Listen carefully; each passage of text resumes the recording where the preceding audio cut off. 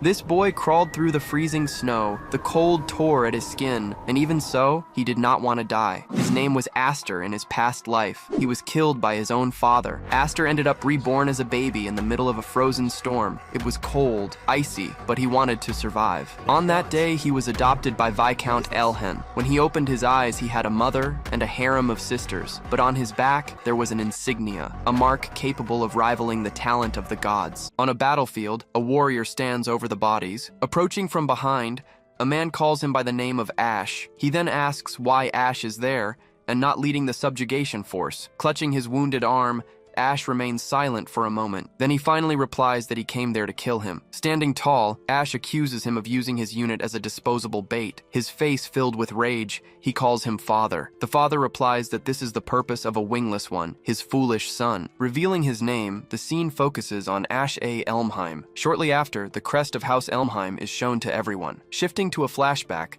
the family's history is presented to the audience. The memory shows he was rescued from the snow by his father. To repay this debt, he claims he did everything he was ordered to do. In another memory, he is seen on the ground, completely exhausted. Back then, a boy warned him not to get carried away for not having a crest. As the only one in his family who couldn't use magic, he was different. Because of this, his own brothers called him the Wingless. Even so, he never stopped training tirelessly with his sword. His days were filled with physical training, like doing push-ups in the rain. He trained, believing that one day all his devotion would be rewarded. Returning to the present, he was on a mission in the forest with his comrades. Noticing something strange, he hides behind a tree to observe. Suddenly, the group finds themselves surrounded by enemies in an ambush. Facing his father, he asks if this betrayal is the reward for his loyalty. Coldly, the father replies that a tool deserves nothing and its role is over. Ash freezes for a moment at those words. Then he simply charges forward and attacks one of his father's men. With a quick strike, he prepares to finish off his father's guard. With a precise move,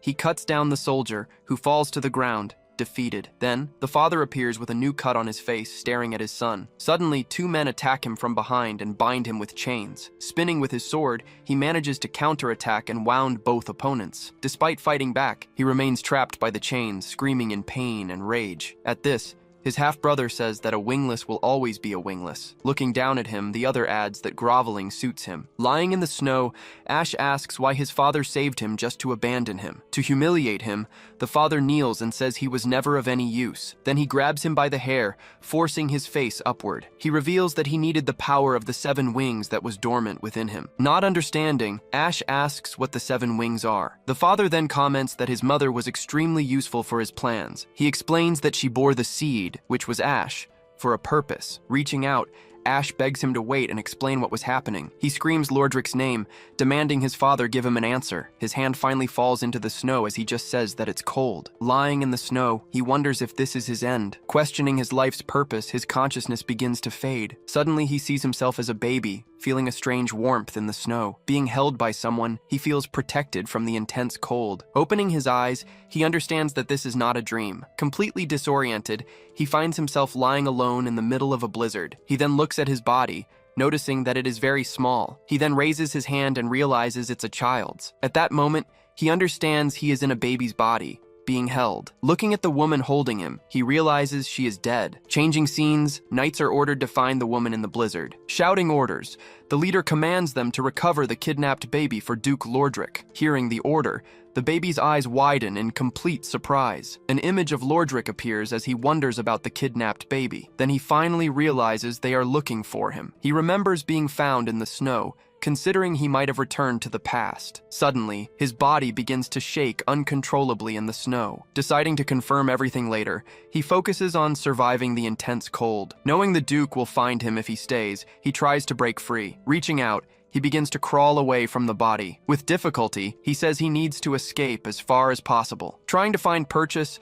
his small hand sinks into the soft snow. Struggling against the snow, he complains that he can't breathe properly. He keeps moving, saying his limbs feel like they're on fire. As he crawls, he remembers his life full of empty words, but with determination, he tells himself he will survive. Seeing Lordric's image, he vows he will get his revenge one day. Leaving a trail behind, He continues to drag himself through the cold snow. Then he suddenly stops when he sees someone approaching him. A little girl then calls out to her father, pointing in the baby's direction. Calling it unbelievable, the Viscount of House Highfried finds him. He picks him up, asking what a baby is doing out here. Shortly after, the baby nestles on the man's shoulder. Surprised, the Viscount confirms that it is indeed a baby. Looking at the trail in the snow, he is amazed by the distance covered. He then wonders who this mysterious child could be. Now in a safe place, the baby finally falls asleep peacefully. In an unknown place, a baby wonders where he might be. Seeing another child, he reaches out his hand and asks if she came to receive him. Suddenly waking up,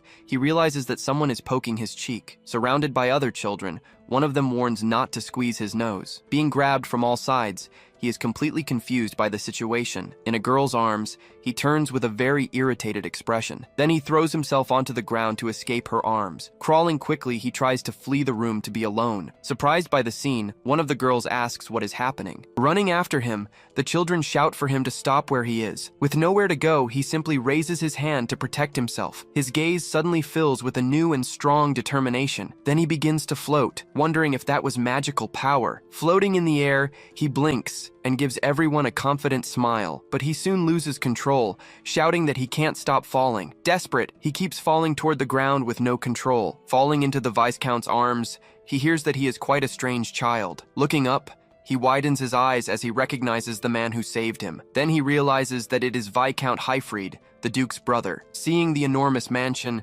he wonders if it is another branch of House Elmheim. Then it is revealed that the man is Highfried A. Elmheim, the head of the house. Together with his brother, he was known as one of the Twin Wings, but the Viscount he knew should have died in a civil war. Now he is certain that he has truly gone back in time to the past. Lamenting the situation, he realizes he was found by the Duke's brother. Already in a woman's arms, she asks if his magic made him fly. With a gentle smile, she continues observing the little boy in her arms. Hugging him, she says he must have been scared, but now everything is fine. Resting in her arms, he keeps a distant and empty look. In the background, the Viscount watches the scene with a subtle smile. Reaching out his hand, the Viscount states that the child has unimaginable power. Lifting his sleeve, he shows a mark as proof of his words. In front of a mirror, the Viscount gasps, shouting that it is the 7 wings. With wide eyes, he sees the strange mark on his own body. At that moment, a memory from the past comes clearly to his mind. The memory shows Lordric saying he needed the power of the 7 wings. In the memory, Lordric holds him coldly while revealing his true plan. It becomes clear that he was only rescued to have his power stolen. With a face full of anger, he clenches his fists tightly. Then the woman watches him, waiting for a decision about his future. The Viscount remains silent while she asks what to do with him. Noticing the hesitation, the baby becomes tense at the possibility of being abandoned. With determination, he clenches his fists to protect the power he has left. After a moment, the Viscount declares that they will adopt him as their son. Surprised by the proposal, the boy looks up without understanding the situation. Gently patting him, the Viscount says he is a wingless chick. Promising to take care of him, the Viscount says he will raise him responsibly. At that moment, the boy's gaze focuses on the decision that was made. Peeking at the conversation, the children end up falling over one another. One of them then asks if the others were listening to the whole conversation. Crying, the girl explains that they were all worried about the baby. Approaching, one of the girls calls her mother while looking at the baby. Then she asks her mother what the new brother's name will be. Thinking for a moment, the mother smiles as she chooses the perfect name. She lifts him up and says his name will be Aster, the family's star. 10 years later, the scene shifts to the front of the great mansion. At the entrance, a man greets Lord Highfried, who has just arrived. Right behind, the young Aster gets out of the carriage with a guard's help. Then he helps his sister Alphen, asking her to be careful. Thanking him, she smiles at Aster as she steps down with his help. Already ready for the event, Aster and his sister Alphen briefly look at each other. Walking toward the entrance, the two prepare for the nobles' banquet. Revealed to be an annual event, the sword dance banquet gathers the nobility. There, the young heirs of noble families demonstrate all their abilities. Entering the hall, the family walks through a corridor of people watching them. Then the nobles begin whispering that they adopted some random boy. Others wonder how much they plan to tarnish the Elmheim family name. With his back turned, he faces the gate as one of the nobles points at him. Seeing that, Alphen tells him not to be shaken by those comments. Then she clenches her fist, warning that those who show weakness there are crushed. To calm her, he takes her hand and keeps walking forward. Standing at the entrance, the Viscount says he wanted him to see this personally. Then he turns and directly asks if his son is disappointed. With a smile, Aster replies no, because that atmosphere suits him. Hearing the answer, the The Viscount laughs and says that is very reassuring. In his past life, he remembers his disastrous debut in high society. Facing the castle, he says things are different now with the 7 wings. His gaze fills with focus, ready for the banquet's challenges. Walking together, the family approaches the entrance of the grand castle of the event. From one of the windows, 2 young nobles watch their arrival. With a firm posture, he prepares to enter the main hall. Now, he and his family enter the castle for the grand banquet. With a smile, he promises to make a spectacular debut in high society. In a grand arena, a duel begins in an era dominated by knights. Advancing with determination, a young swordsman launches the first attack. His opponent prepares for combat, displaying all his skill. The two then begin to exchange blows in the center of the crowded arena. With a swift move, the blonde fighter manages to block his rival's strike. They continue to move, searching for an opening for the next attack. Leaping towards each other, they prepare for a powerful clash of swords. Suddenly, the crest on his hand manifests during the fight. With a single strike, he shatters his rival's sword, winning the duel. Defeated, the other young man falls to the ground, completely unconscious after the attack. Raising his sword, the victor celebrates before all the assembled nobility. The scene then focuses on the wing crest on his victorious hand. From the balcony, Alphen comments that the fight is as impressive as ever. Seeing this, one of the younger sisters understands why the others didn't come. With a serious expression, Aster continues to watch the event without saying a word. Remembering his past life, he sees himself completely defeated at the banquet. Noticing his distant look, Alphen calls his name, bringing him back. She then asks if he's nervous, since it's his first banquet. With a smile, he replies that he isn't, and that all of this feels nostalgic. Then, their father announces he'll be stepping away, asking Aster to look after Alphen. Annoyed, Alphen complains, saying she's a year older than him. Placing a hand on his shoulder, the Viscount advises him to make connections. He quietly warns him to be careful and not let anyone notice the 7 wings. After their father leaves, the two are left alone,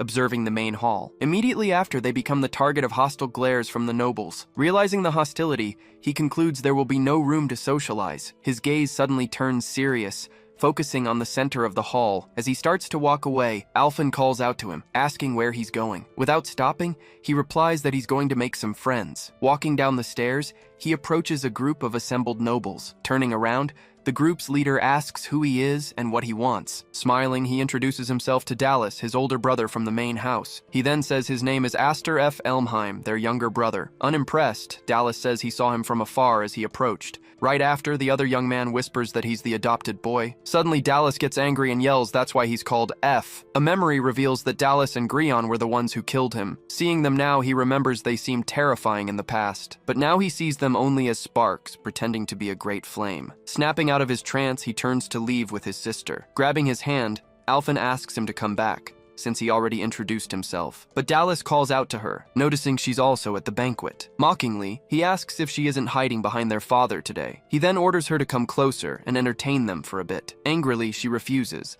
saying there's no master-servant relationship here. Trying to intervene, Aster pulls his sister back, telling her to wait. Holding her wrist firmly, he stops her from moving towards them. He then turns to the group, keeping a serious expression on his face. With a smirk, Dallas decides to continue his provocations against the two. He yells that their father failed in his mission to protect the king. Hearing this, Alphen lowers her head, remembering her father's sacrifice. Dallas adds that he's glad he doesn't have that loser's blood. Furious, she screams at him to take back what he said immediately. In a swift motion, she lunges forward and punches him straight in the face. The other noble scoffs, saying her father only had useless daughters. Then Dallas warns her that this place isn't a ballroom. He threatens her, telling her to wear rags the next time she shows up. Faced with this scene, Aster prepares to finally intervene in the argument. He glares at the nobles, remembering the rage he felt for them in the past. Taking a step forward, he grabs the wine bottle from the other man's hand. Putting his sister behind him, he says he's happy with the situation. He then calls Dallas by name, tossing the bottle into the air. Unable to react, Dallas just watches the bottle fall towards his head. With a swift move, he draws his sword and shatters the bottle in midair. The liquid splashes,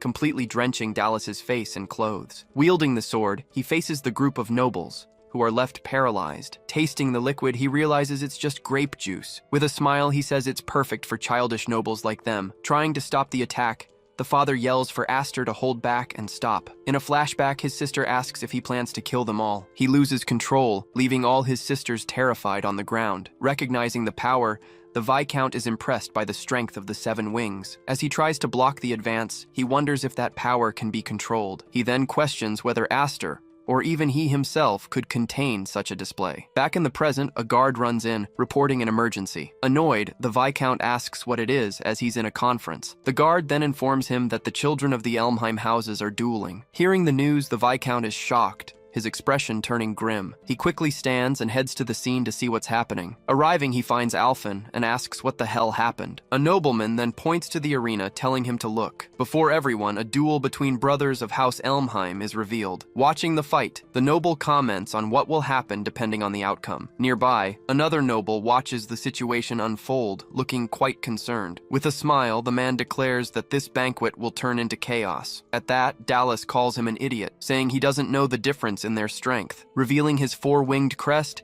he displays the power of a ducal heir. With his sword pointed, he challenges Aster to show his own crest. Dallas then asks if he's ashamed to show his power. Mockingly, Aster replies that he would never do something so embarrassing. Hearing the taunt, Dallas becomes absolutely furious at his response. Aster then proposes that if he wins, Dallas will have to apologize to his sister. Charging forward, he yells that he'll make him work for the rest of his life. Immediately after, their swords clash with impressive force. In a combat stance, Aster readies himself for his opponent's next move. Holding his sword, he faces his rival with a serious, focused gaze. Dallas then says that this is the true power of the Chosen Ones. With a powerful strike, he lunges forward, trying to end the duel quickly. From the balcony, Alphen shouts Aster's name, worried about the duel's outcome. With his arms crossed, the noble remarks that young Dallas's swordsmanship is immature. Pressured by the blows, Aster merely defends himself from his rival's attacks. Then, an image of a candle appears,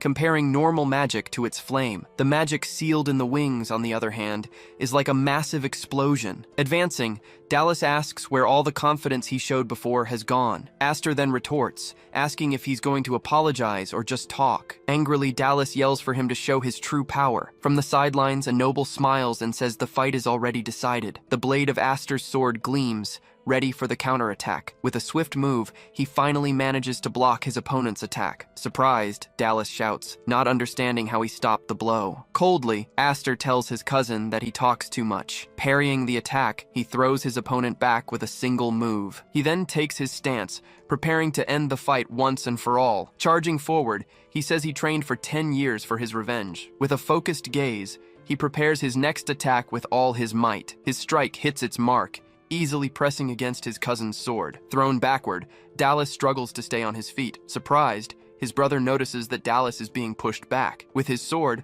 Aster continues to press the attack against the frightened noble. Desperate, Dallas yells that he is the wielder of a 4-winged crest. Unfazed, Aster faces his cousin with a cold, determined expression. He then pushes forward with more force, creating a massive shockwave. In disbelief, a noble wonders if he's actually going to win the duel. With a single blow, he sends him flying across the entire arena. The other nobles question if House Elmheim still has monsters like him. Facing his cousin, he prepares to deliver the final blow of the duel. From the balcony, his father says the situation has gotten really bad. With difficulty, Dallas tries to resist his younger cousin's advance. In a painful memory, he gets his arm cut off during a fight. Laughing at the situation, his brother watches him fall without any remorse. Back in the present, he unleashes a huge amount of power in the arena. Terrified by this, Dallas freezes before the display of strength. From the balcony, his father screams for Aster to stop immediately. Then, a massive wave of power expands throughout the entire arena. With his arms crossed, the noble watches the fight unfold intently. Stopping the sword inches from the ground, he abruptly ends his attack. Lying on the ground, Dallas hears a warning to come prepared next time. He then advises him to dress in rags, calling him cousin. Looking up at the balcony, he declares that he is no longer Ash the Wingless. At that, his sister Alphen watches him from the balcony, looking very impressed. Smiling, he says that realizing this is enough to clear his head for now. Lying on the ground, Dallas glares at him with a look of pure rage. Meanwhile, a mysterious figure watches the whole scene from afar. Suddenly, he senses a presence, turning instantly to look. Then, the imposing figure of Lordric appears, right at the top of the hall's staircase. He then faces his former father, saying his name out loud. Shocked, the nobles remark that the Viscount's son has defeated the main heir. Seeing the situation, one of them warns that the Duke won't remain silent. Back in the arena, Aster stares up the stairs, his expression serious and resolute. On the ground, Dallas smirks at the arrival of the 8th head of House Elmheim. Coming face to face, Aster finally meets the feared Duke Roderick. He stands his ground before his former father, showing no fear. The leader's full name is then revealed, Duke Roderick A. Elmheim. Crawling toward him, Dallas calls for his father, asking for help against his cousin. He then points, accusing Aster of being the mutt who defied them all. Pleading, Dallas begs his father to teach Aster a lesson with his power. Without warning, Lordrick brutally smashes Dallas's hand into the floor. With his hand crushed, Dallas screams in pain, not understanding what just happened. Witnessing the scene, all the other nobles are completely terrified and in shock. Even his other son, Gryon, cries out, startled by his father's actions. Calling him an idiot, Lordrick says he has dragged the family name through the mud. Yelling for him to stop, the Viscount orders Roderick to calm down at once. Roderick warns him that he has no right to draw his sword. Amid the tension, silence takes over the entire hall. As Dallas remains on the floor, Roderick glares at him with a menacing look. Blocking the blow, Aster asks what he thinks he's doing. He explains that his cousin has not yet apologized to his sister. Calling him uncle, he asks him to punish Dallas only after the apology. With contempt, Roderick asks if being an orphan made him feel like an Elmheim. He replies that his father taught him about a knight's pride. Without a word, Roderick just stares at the balcony where his brother stands. He then accuses him of staining the honor of the main family. Watching the scene, one noble says the situation cannot be ignored, but the other man says it's just a children's squabble. From a distance, the blue-haired young man continues to watch the scene in silence. Roderick then reminds everyone that his father offered his arm for disloyalty. With the sword at his neck, he asks what Aster will offer. Aster then addresses his uncle, beginning to explain the whole situation. He says it was a legitimate duel, a response to the insults he received. Lordrick just stares at him with a serious gaze, showing no reaction. He then reminds him of the words his uncle said in the past. On the balcony, Alfin watches everything with a look of pure worry. The blue-haired noble remarks that he can't possibly be a 10-year-old boy. After a moment of silence, Lordrick finally makes a decision. Saying he understands, he draws his sword to start a new fight. He then orders Aster to take his position for the duel between them. Without hesitation, Aster prepares to fight his former father. Drawing his sword, he fearlessly lunges for the first attack of the duel. Roderick unleashes a powerful blow, destroying the arena floor. Startled, Alfin covers her mouth, shocked by the violent attack. From above, the Viscount screams Roderick's name, desperate at the sight. Suddenly, the Viscount charges with his sword to attack Duke Roderick. With a clash of swords, the two brothers begin to fight in the hall. Pushed back by the blow, the Viscount is thrown back violently. A wall of ice then appears, protecting Aster from Roderick's attack. Standing in the middle of the arena, the ice barrier separates everyone present. Surprised, the Viscount watches the scene, not understanding what just happened. Amidst the destruction, Aster remains standing, though wounded from the fight. A memory from his past life flashes through his mind for a moment. After seeing the scene, Roderick simply turns and decides to leave. Leaping from the balcony, he lands in the middle of the arena with ease. Seeing him leave, the Viscount points his sword in his brother's direction. He then runs to Aster, holding him and asking if he's okay. With a smile, Aster tells his father he protected all his promises. Responding with pride, his father states that he did splendidly well. Without looking back, Roderick descends the stairs and leaves the hall. Approaching the Duke, one of the nobles says it was a petty move. Dallas then tells his father it was a decent arrangement for the situation. Another noble remarks that he is a rising star for facing the Duke. Back on the balcony, one of the men says that was a great debut. In his castle, Roderick states that an era of turmoil is about to begin. Meanwhile, Alfin and her father tend to Aster's wounds after the fight. The scene changes. Knights are watching the training in the courtyard. With a single strike, Aster knocks his training partner to the ground. Even as he lies on the ground, the man congratulates him on the splendid blow. Then he gets up and respectfully calls him Young Master Aster. From a distance, two knights remark that he's training with even more intensity. One of them mentions he even defeated Duke Roderick's son. Hearing this, the other knight calls it very satisfying news. Back in the courtyard, he continues his intense training without showing any fatigue. With a quick move, he dodges the blow and prepares to strike back. Immediately after, he attacks his partner with a precise and powerful blow. As the fight continues, he tests the limits of his own strength. Remembering the past, he stays focused on his current training, never stopping. Raising the wooden sword, he prepares for another sequence of strikes. In another memory, he sees himself being defeated in his past life. His power then spirals out of control, destructive and limitless. With a mighty swing, he shatters his opponent's training sword. Facing the next one, he gets ready to continue training without rest. The wooden sword falls to the ground, marking the end of that match. Surrounded by the knights, he asks who will be next to fight him. Suddenly, a young man appears, remarking that he's as flashy as ever. Then his sister Alphen arrives, telling him their father is calling for him. Agreeing to go, he walks through the training courtyard filled with knights. On the way, he stops for a moment, noticing his sister's clothes. Confused, she just turns to him and asks what's wrong. He then comments that it's rare to see her in training clothes. She explains that everything needs balance, and she needs to change too. Hearing her answer, he stands still for a moment, watching his sister. Grabbing a sword, she tells him to train with her when he gets back. With a smile, he accepts her challenge without a moment's hesitation. He then asks her to take it easy on him. Arriving at the office, he knocks before entering the room. He enters and sees his father sitting at his desk. When he asks what his father wanted, he is simply told to sit down. Not understanding the situation, he sits in the chair across from his father. The Viscount then remarks that 10 years have passed since they adopted him. Placing a small box on the table, he says he had planned to wait longer. Confused, Aster looks at the ring inside the small box. His father then reveals that it is the ring of the next head of the house. He states directly that he wants Aster to inherit the Viscount's house. Explaining the situation, he mentions their house is on precarious ground. Even so, he says they are still a family with the name Elmheim. As leaders, they cannot leave the seat vacant forever. Worried, he asks if his other sisters agree with this decision. His father tells him he plans to speak with them when they return in 3 days. At this, images of his sisters, Malfa and Kudo, appear to the audience. With a smile, he says they won't accept the decision easily. To this, his father says he was born a man and blessed with power. Standing up, he says he cannot accept his father's proposal. With his back turned, he explains that he still can't control his own power. Standing in the middle of the room,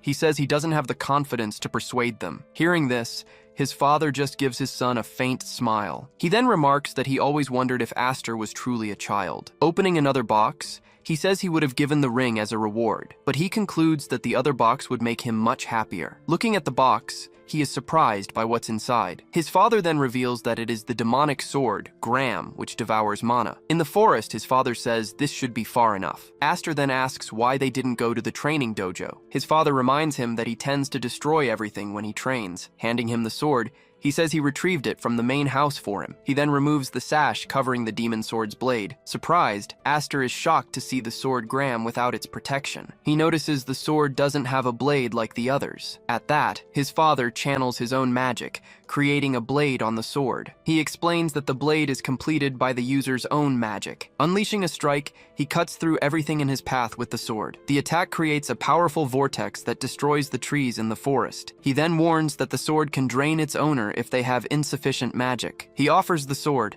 asking if Aster wants to try using it. Without hesitation, he grips the sword with both hands, ready for the test. Preparing himself, he says he will pour his magic into the demon sword. Feeling the power, he struggles to control the demon sword in his hands. He then realizes his magic is being drained uncontrollably by the sword. Suddenly, a beam of energy shoots up toward the sky. Seeing the light, one of the knights asks if a comet just fell from the sky. Arriving in the courtyard, Alphen observes the knights looking up at the sky in confusion. Realizing the situation, she immediately understands it was Aster's doing. Back in the forest, he says that it's an unbelievable and powerful sword, but his father replies that what's outrageous is his power. Looking at the sky, he is impressed by what his son has done. He then explains that no one in history has ever had a 7-winged crest. He says that if Aster masters this power, he will surpass even Roderick. Hearing this, he stares at the image of Roderick with a determined look. His father then warns that such great power always leads to conflict. He continues,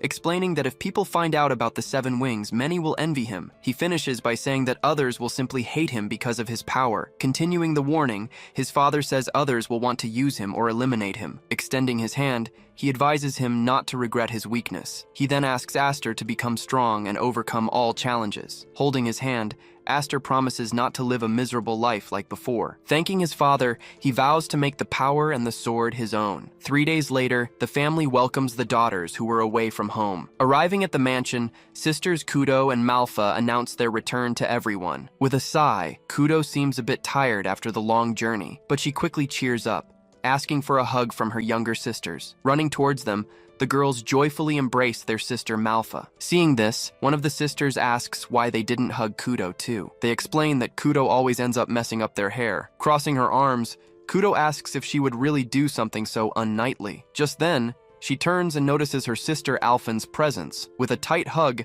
she asks if Alphen has been a good girl. Trying to break free, Alphen complains and asks why she's doing this. At that moment, her sister Malfa turns and asks where Aster is. Kudo then lets go, asking with contempt about their adopted brother. In profile, she shows her complete disinterest in her adopted brother's presence. Meanwhile, in the forest, a pillar of energy erupts during training. Struggling to control the power, Aster tries to stay on his feet in the arena. Completely exhausted, he says he still can't master the sword. Even when he forms the blade, he can barely keep the power under control. Surrounded by a barrier, he wonders how he can be like his father. Suddenly, his sister Kudo appears, commenting that he's as flashy as ever. Surprised, he asks if she's already back from the Night Academy. With a smile, she teases him, saying he's terribly cold. Floating, she says she heard about what happened at the grand banquet. Countering her taunt, he says she also excelled as an apprentice. He then adds that she was the only one to receive the medal. She says that if she couldn't, she would never be able to inherit the position. She then questions if he refused the offer of succession out of consideration for her. Awkwardly, he denies it, saying that wasn't his intention. Kudo just stares at him, waiting for him to continue his explanation. She turns away, saying that both he and their father are cruel. With her back to him, she adds that they know full well what her dream is. Not understanding her reaction, he stands still, watching his older sister. Suddenly, she attacks him, cutting down a tree with her training sword. With a swift strike, she launches the tree trunk toward him. Dodging the attack, he narrowly avoids the trunk. Surprised, he asks what she is doing with that sudden attack. She then says she will test him herself in this forest. With a smile, she warns him that next time she will attack for real. Asking her to wait, he tries to explain that his sword is incomplete, but she interrupts him, asking if that excuse would work in a real battle. Repeating the word enemy, he smiles as he prepares for the training session. Already in position, she warns him not to hold back during the fight. Pressed by her attacks, he can barely defend himself from her blows. Struggling to control his magic, he continues to be pushed back by his sister. Seeing he has no other choice,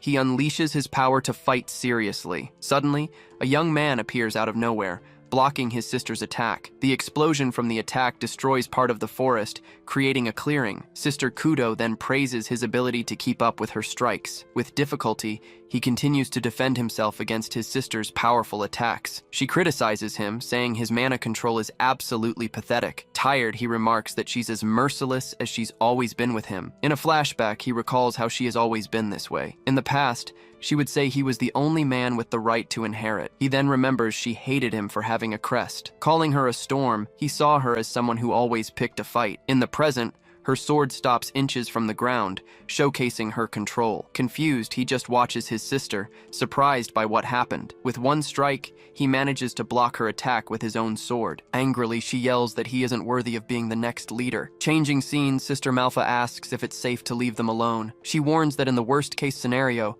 someone could die in that fight. Their father says they are good rivals and won't go that far. Still worried, she simply replies that she hopes he's right. Sitting with her father, she asks why he called them back. Taking a letter, the father begins to explain the situation to her. He then reveals they've received a summons from the main family house. Looking at the letter, he mentions that the elders want to see their grandson. Worried, Sister Malfa says this is a very serious matter. The father then warns that in the worst-case scenario, they could lose Aster. Back in the forest, the two siblings continue their intense and dangerous training. Annoyed, he says he already refused the offer of succession to the house, but his sister yells that's exactly what she finds unacceptable. With a single strike, she throws him backward, noting how heavy the strike is. He then compares her strength to that of a troll with a hammer. Sword in hand, she prepares for the next attack. With difficulty, he tries to hold on to the demonic sword in his hands. Trying to defend himself, he continues to fight against his older sister. Frustrated with the situation, he asks her to finally listen to him. With a smile, she taunts him, asking if he's already running away. Suddenly, her sword shatters into several pieces during the fight. Thrown backward, he's impressed by his sister's brute force. Suddenly, her sword materializes in the water, revealing its power. With her feet on the grass, she demonstrates her complete control of the situation. Standing in the clearing, she prepares for the next move in their training. Disappointed, she says he isn't fighting with his full power. An image of two men appears, showing the power difference between them. She then explains that with 5 wings, she is 2 stages below him. With contempt, she says he avoided a direct power confrontation. She continues, asking if he has so little faith in his own strength. Then she taunts him, asking if he's afraid of losing control. Annoyed, he questions if she thinks he's afraid of his power. Realizing it, he understands he was unconsciously limiting his own power. He then understands the sword was unstable because he was suppressing his mana. Angrily, his sister says he possesses everything she ever wanted. She continues, saying he doesn't even realize the blessing he's received. Then she yells at him to give her everything he has. Unfazed, he grips his sword firmly, ready for combat. With a single strike, he manages to parry his sister's attack. Surprised, she asks how he managed to deflect her best strike. With a smile, he thanks his sister, saying he's finally awake. Charging forward with his sword, he attacks without a moment's hesitation. Confused, she wonders how he suddenly managed to drain her mana. He then reveals that the 7 wings give him a mana reserve. Lunging forward, he focuses all his power into a single attack. With a smile, she says he thought everything through in his own way. In profile, he says he doesn't intend to waste his second life. With his back turned, he talks about the power he chanced upon in this life. Recalling the past, he says a sword and a family are things he never had. Confused, his sister asks what he meant by a second life. Then he advances with his sword, preparing for the next attack. With a swift movement, he strikes at her with a powerful blow. The impact of the blow shatters his sister's training sword. Seizing the opportunity, he disarms her, leaving her surprised by the swift move. With his power flowing, he warns her he won't hold back in training anymore. She stares back at him with a serious, focused gaze. Then he goes for the final blow, using all his strength in the attack. Suddenly, Sister Kudo startles awake in her bed, completely confused. Looking at the window, she wonders if this is really her room. Just then, a voice asks if she's finally awake. Appearing at the window, Sister Malfa says it took her long enough to wake up. Jumping to her feet, she asks what happened in her duel with Aster. With a smile, Malfa explains that it was Aster who carried her there. She adds that he said she fell asleep because of the trip. Sitting on the bed, Kudo says that's not true, looking at her sword. She then remembers that at the last moment, she thought he would cut her down, but she explains that he dispelled the mana blade before the strike. Only the remaining mana from the attack passed through her entire body. She continues, saying that he would never kill one of his own sisters. But for a moment, she confesses that she really thought he would. She smiles, calling him an annoying, cocky little brother. Grabbing her sword, she asks her sister where Aster is now. With her sword in hand, she says she refuses to accept the result. Then, Sister Malfa tells her that Aster has already left for the main house. Not understanding, Kudo stands still,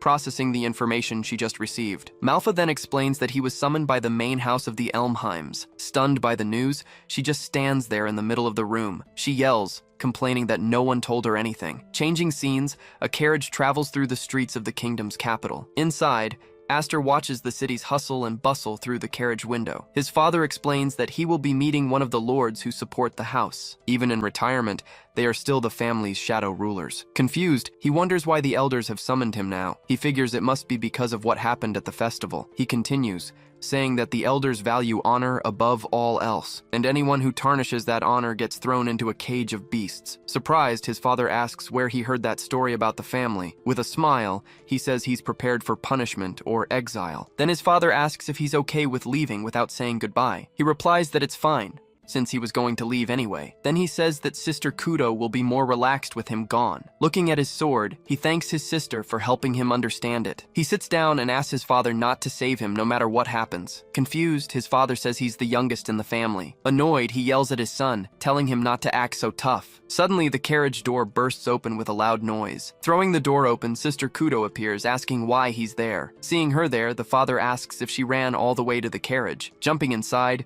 she says it's cruel to leave without saying goodbye. She continues, saying that he was summoned and she can't just let him go. He then says he knows she came back to protect the estate, but she warns him that this is serious and he needs to be careful. Looking toward the castle, she says that Aster might never come back. He replies that she's overreacting, as he's just going to talk and come back. Pointing her finger, she tells him to listen, saying she hates him. She continues, saying he was always treated as someone special. Looking out the window, she says she hates that he's the youngest. Even so, she faces him and says he's still precious family. Sitting on the steps, she says he will always be her little brother. Then she tells him to come back so they can duel again someday. With a smile, she warns that she won't let him have a cheap victory. Jumping from the carriage, She runs off through the streets of the capital. Confused, he wonders why she came all this way just to say that. With a smile, he thanks his sister for her words of support and care. Watching the carriage depart, she yells that he will absolutely come back home. Arriving at the main house, they are greeted by the gate guards. The guard informs them that His Excellency is already waiting inside. The father says they don't need a guide, but the guard stops him. Then they are surrounded by the guards who lead them inside. With a smile,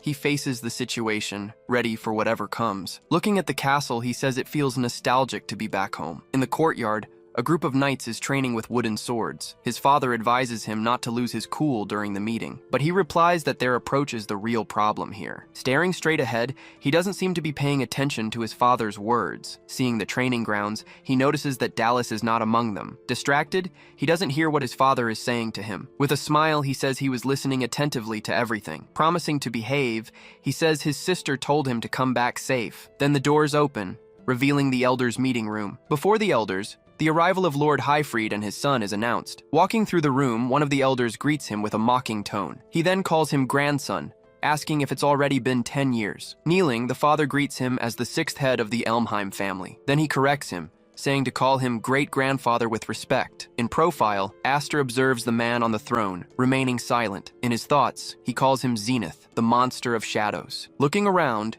he sees the key figures of the Elmheim family gathered. He recognizes some faces that were at the sword festival. Scanning the hall, he wonders why Roderick isn't present. The elder replies that he isn't here, calling him a boy. Roderick is seen from a distance, training with his knight's sword. The elder then explains that he has no time for trivial matters. Kneeling, he realizes he never saw him in his past life, so he concludes that for a retired man, he still holds a lot of power. The father then asks what trivial matter has brought them together. With a smile, the elder says he can probably guess the reason. He continues, saying he heard about the disgrace caused at the festival. With a serious look, Aster understands the meeting is about that incident. The father says that Roderick took responsibility and resolved everything. The elder says the family name was stained by the incident. Then he decrees that there is no other choice but exile. Standing up, Aster says that everything that happened was his fault. He continues, shouting that his father had nothing to do with it. Seeing this, the father just shakes his head,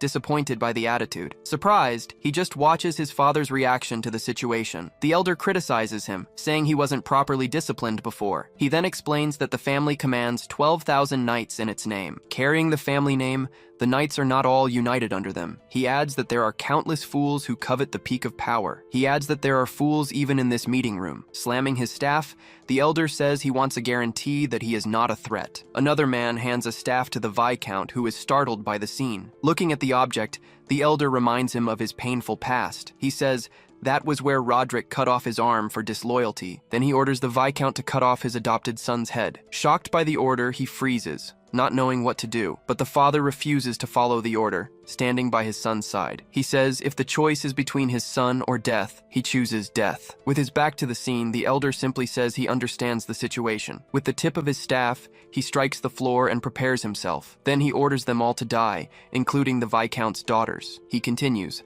saying that the Viscount's house is dissolved as of today. At that moment, the guards' swords are pointed at them in the hall. Then Aster asks why his great-grandfather is trembling so much before them. Surprised by his audacity, the elder asks what he just said. Calling the elders pathetic, he tells them to exile him if they're so afraid. Touching his collar, he warns them not to lay a hand on his family. In disbelief, his father watches him, completely paralyzed and without reaction. Ripping his shirt, he apologizes to his father for not keeping quiet. Startled by the scene, the guards ask what it is that he's showing. Then one of the guards points, recognizing the crest on his back. With his power unleashed, he warns that the Seven Wings will be enemies of Elmheim. With a threatening glare, he tells them to think carefully about their next move. Shocked, the elder says it's impossible for him to have the crest of the Seven Wings. Another noble asks if it's a fake, unable to believe his eyes. One of them says the mark has never appeared on a human body before. Calling him boy, the elder stares him down with a serious, threatening look. He then asks if he understands what it means to reveal that power. With a smile, he says he heard that the more wings one has, the the crazier they get. The blue-haired noble laughs at the situation, unfazed by the tension. Apologizing, he asks the elder to continue with his explanation. So the elder explains that the emblem was given by the spirits a long time ago. Passed from father to son, humans refined and deepened its strength. But he adds that no one has ever reached 7 wings before. He then asks if the elder is saying he belongs to the spirit clan. The elder says that if the 7 wings are genuine, perhaps he does. At that moment, the guard's swords are pointed at his father's neck. Standing up, he introduces himself as the son of the Viscount's house. Then he asks if the elders have the determination to make an enemy of him. He continues, saying that many nobles would welcome him if he were expelled. With a threatening look, he says he would become a threat to the family. The nobles are shocked by his audacity in front of the 6th chief. In his thoughts, he reveals he has already seen civil war twice. With his back turned, he says he needs to know who is friend or foe. With a smile, the elder asks if he believes he's worth that much. Then he says there's no proof that the 7 wings are real. He challenges him, saying to try and kill him if he thinks they're fake. He then warns that the moment he does, it will be war between them. Clenching his fist, he wonders if the elder will take the bait. The elder just moves his fingers, as if manipulating a puppet. Seeing the tension, the blue-haired noble says the conversation is going in circles. So he proposes they put the boy to the test to see his worth. Surprised by the proposal, the other nobles don't know how to react. With a smile, the noble says they can decide his fate later. He continues, asking what the problem is with testing him first. With swords at his neck, he realizes the noble is an ally. Then he understands that Count Maze is helping him in this situation. The elder agrees with the proposal, telling them to follow him. With his back turned, he says it's a grandfather's duty to discipline his grandson. Arriving at the dungeon, he wonders if this is the proving grounds. Down below, a huge cage is revealed, connected to the waterways. The elder explains that his test is simple: defeat the beast in the cage. Beside him, his father says he already warned him to hide his power, but he replies that this was the perfect opportunity to reveal everything. His father then advises him not to let his guard down during the test. Climbing down the chains, he tells his father he's on his way. With a focused gaze, he descends into the arena, ready for the challenge. From a distance, the blue-haired noble watches the scene with a smile. Stepping into the water, he says the place is quite dark, but he adds that it's not dark enough to stop him. Looking up at the ceiling, he sees an opening from where they are watching him. Lying on the ground, a noble's head appears, startling the boy. Nearby, the beast that defeated him appears, ready for the next fight. Wielding his sword, he faces the beast, ready for the challenge. Then the creature reveals itself, screaming and preparing to attack. Facing the creature, he realizes the rumors about the beast were true. In his thoughts, he pities his cousin who was born into this house of monsters. Wounded by the creature, he tries to stay on his feet to keep fighting. Suddenly, the beast leaps towards him with a swift and powerful attack. From a distance, the nobles watch the fight, shocked by the scene in the arena. Wielding his sword, he says that Sister Kudo is much scarier. The creature then turns, revealing tentacles sprouting from its back. Surprised, his eyes widen as he sees the creature's true form. He then wonders if this beast is some kind of undead. The creature screams, revealing itself to be an immortal and terrifying being. From above, his father shouts, unable to believe there's an undead creature there. The elder explains that the creature loves the smell of death and carrion. He continues, saying that it doesn't die, no matter how much you cut it. Thanks to this, he says, body disposal is no longer a problem. Shocked, one of the nobles comments that even experienced knights can barely capture it, but the elder says if he fails, he'll just be a braggart. Down below, Aster prepares to fight the creature in the arena. From above, the elder says that if he dies, it will be more convenient. Seeing the scene, the blue-haired noble laughs, amused by the situation. Looking down at the arena, he says that after such a grand declaration, he expects a good show. Then he tells Aster not to die so easily in this test of strength. Attacking the creature, he realizes he can barely injure it with his strikes. The creature's monstrous regeneration leaves him with no attack options. In his mind, he remembers that undead are already dead to begin with. An image of burning skeletons appears, showing how to defeat them with fire. The creature is then seen attacking a group of nobles in another scene.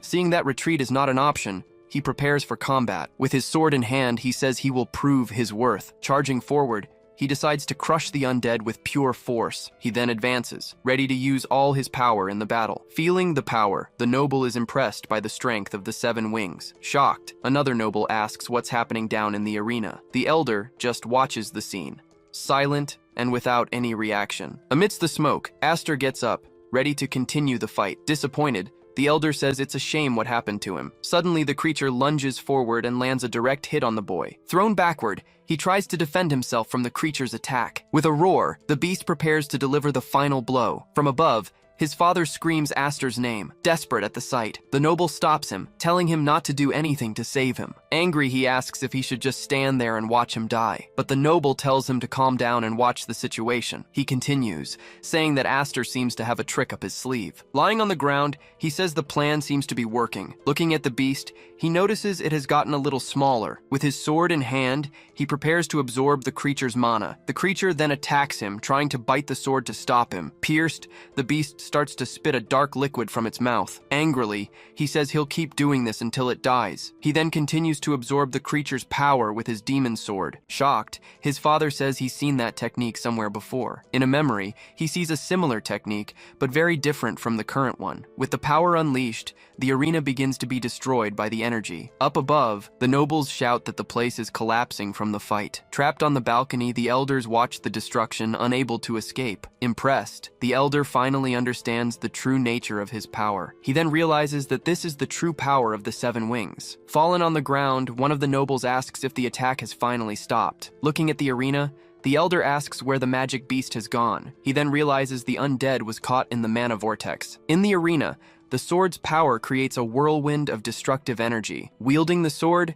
he shows that only the seven wings can do this. The elder then asks the Viscount if that was also his doing. With pride, his father says he's simply amazed by his son's growth. At that, the noble asks the elder if this means he passed. With a smile, he says he doubts anyone there would raise an objection. Looking at the arena, the noble says that Astor has passed the test. He then tells Astor to come up, but realizes the chain has been destroyed. With a smile, he asks them to lower a rope for him. In the throne room, the elder asks if this is his final decision. Standing, he confirms he has no interest in the succession of the main house. He adds that the Viscount's house is his only home. The elder says the ambition in his eyes can't fool him. He then accuses him of wanting to turn his blade against the family one day. Surprised by the question, he just stares at the sixth chief without reacting. With a smile, the elder tells him not to be so tense. He then asks why not, since rebels are his enemies. The elder explains that the family is not united as one. He continues, saying that if his existence serves to restrain Roderick, that's fine, but he warns him not to show his fangs to him again. Leaving the room, he calls him a monstrous old man of the family. Outside, his father asks if the conversation with the elder is over. Surprised, his father doesn't understand why he refused the elder's offer. Count Maze appears, saying it's a shame he refused. Looking at him,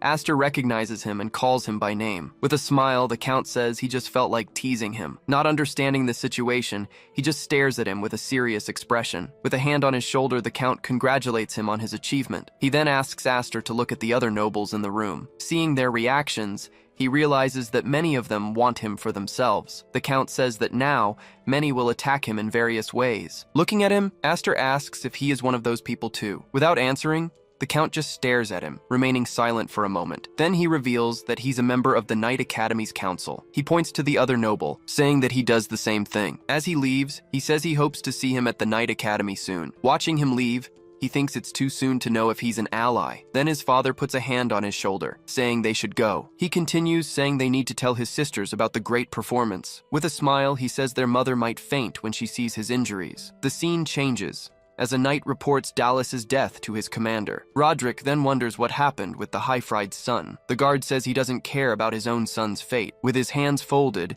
he understands that the seven wings reside in him. Surprised, the guard asks if he already knew about the boy's power. In his thoughts, he concludes that the balance of power could collapse. The guard then asks if they shouldn't take some action about it, but Roderick just tells him to leave it as it is for now. Sitting on the throne, he says the family would have already perished if it were weak. He continues, saying there's no need to rush the situation. With a smile, he says he'll let him run free and play. In a memory, he sees Ash's body lying in the cold snow. Calling him a child of the seven wings, he faces him with determination. 4 years later, the scene shifts to the Dorosil Knight Academy. At the registration desk, a staff member is guiding the new students. Suddenly, one of the knights points at Astor, recognizing his face. Then a man comments that he heard he was a much bigger guy. On the table, a document outlines the terms of the exam. The staff member then asks him to present his wing crest. Reading the name, he asks for Aster F. Elmheim to show his crest. Surprised, his eyes widen as he realizes he's from the Elmheim family. With his back turned, he says his crest is in an inconvenient place to show. Turning with a smile, he asks if facial recognition wouldn't work instead. In front of the academy,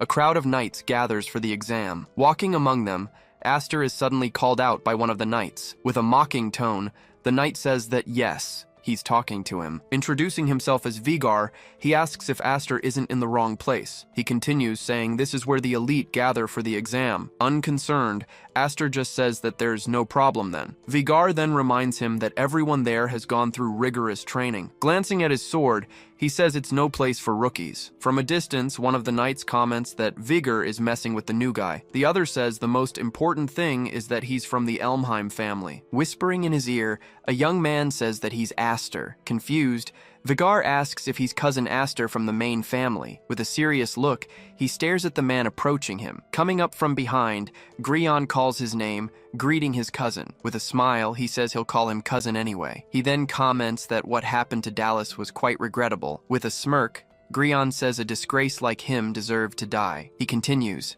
saying he was a nuisance for being a year older. Looking at Aster, he calls him the seven-winged one or something like that. Then he warns him not to underestimate the members of the main family. One of the knights remarks that this year's candidates are unlucky. The other says he doesn't want to get involved in that family drama. Vigard then approaches, asking if he's from the famous Elmheim family. Without answering, he stares at the man, keeping a serious expression on his face. Closing his eyes, he just gives a slight smile to the knight. Pointing to himself, he says, Vigor can just call him Aster. Arriving at the exam site, an instructor welcomes the candidates. Shouting at everyone, he says they serve and protect the king. The knights listen to the speech, hanging on every word. Looking at the tower, he tells them to show their true worth. With a smile, he tells himself he's finally back. He then remembers that without wings, he couldn't walk the path of a knight. Facing the image of Roderick, he prepares for his ultimate goal. Looking at the crowd, he vows that one day he will reach Roderick. Roderick's image appears, as if sensing his determination. Looking ahead, he says he first needs to pass the selection exam. Suddenly, several spears are shot towards the knights in the courtyard. One of them hits a knight square on, who falls to the ground, dead. Surprised, he turns to see the scene of the academy's first test. The camera pans out, showing the arena where the test will take place for everyone. Down below, the knights scream, not knowing how to survive the attack. Seeing the danger, one of them yells for everyone to run for their lives. Another knight then shouts for everyone to group together and protect themselves. From above, one of the instructors comments that the experienced ones know what to do, but he adds that the survival rate is only 30%. The instructor warns that tricks like that won't last long. He continues, saying that what they really want to see is an overwhelming skill that only those with a wing insignia can achieve. From a distance, one of the knights asks why he's just standing there. With a smile, Grion tells him to just stand there and die. Then he draws his sword, preparing for the spear attack. With one move, he unleashes his mana, deflecting all the spears. Surprised,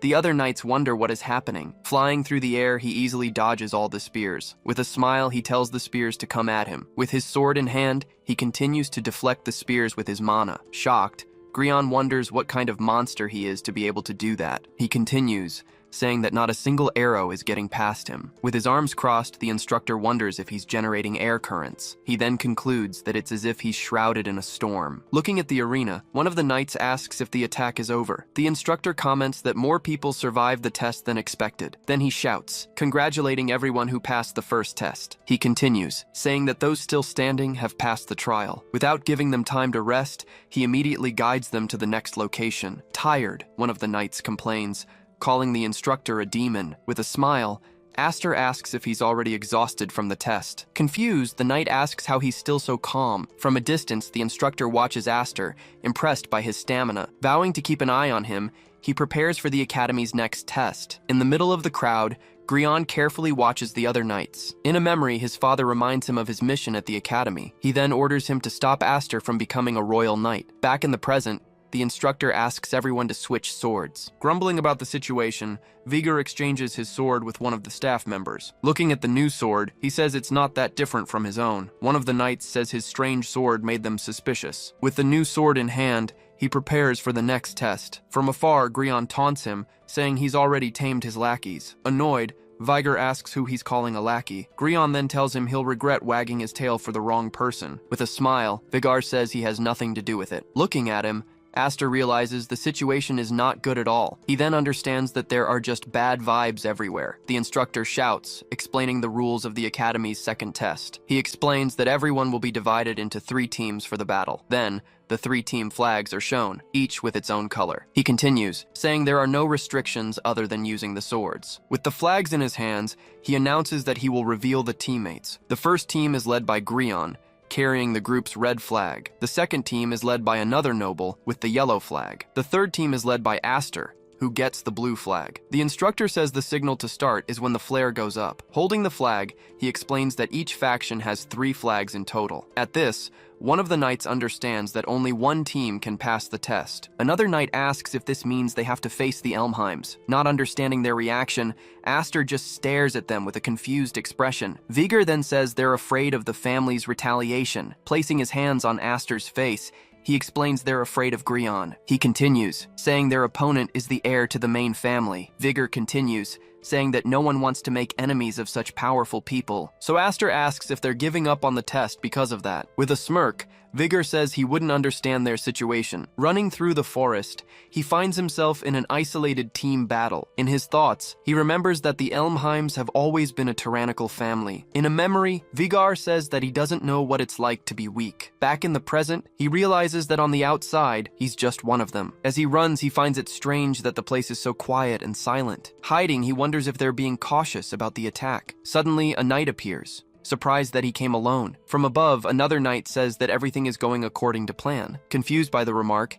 he tries to understand what's happening. Holding the yellow flag, the knight says he was getting bored. Then he throws the flag, saying it's time to have some fun. Not understanding the situation, he just watches the scene with concern. Not understanding what's happening, the blonde knight wonders about the situation. At that moment, all the knights look up, seeing Aster leap towards them. Then Grion appears, announcing he will show them how the Elmheim family truly fights.